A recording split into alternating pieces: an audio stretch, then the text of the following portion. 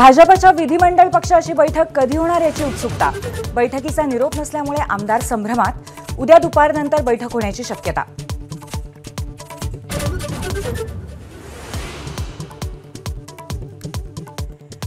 गृह खातं कोणाकडे राहणार यावर चर्चा करून निर्णय घेऊ, एकनाथ शिंदेंचं वक्तव्य। भाजप शिवसेनेला गृह खातं सोडणार का याकडे लक्ष।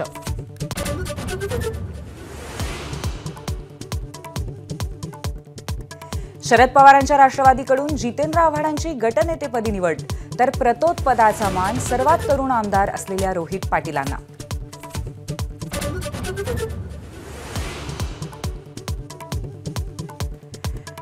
पक्षांतर्गत विरोधकांच्या मोहिमेला पटोलेंकडनं उत्तर, निकालाचा आढावा आणि कुरघोड्यांची माहिती घेऊन पटोले दिल्ली दरबारी।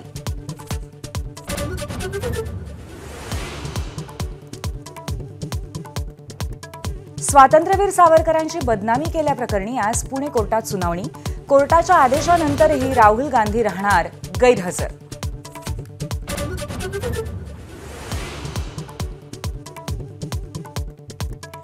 मुख्यमंत्री कुणीही असो, आरक्षण मिळेपर्यंत लढा देण्यावर मनोज जरांगे ठाम।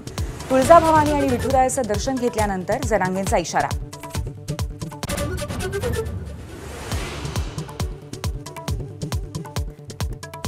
शिल्पा शेट्टीचे पती राज कुंद्रा यांना आज सकाळी 11 वाजता ईडी कार्यालयात हजर राहण्याचे आदेश। पॉर्नोग्राफी प्रकरणी झालेल्या आर्थिक व्यवहाराची होणार चौकशी।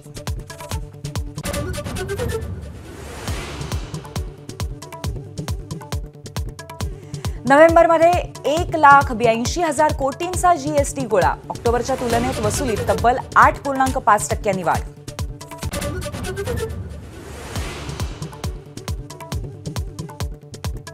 $26,000 घरांच्या लॉटरीसाठी तब्बल 94,000 इच्छुकांचे अर्ज, मात्र सिडकोने किमती जाहीर न केल्यामुळे अर्जदार संभ्रमात।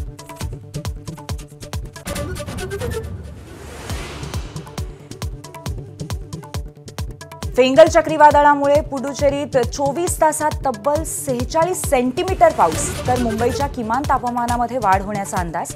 तसंच कोकणात उद्या आणि परवा पावसाचा इशारा। एबीपी माझा, उघडा डोळे बघा नीट।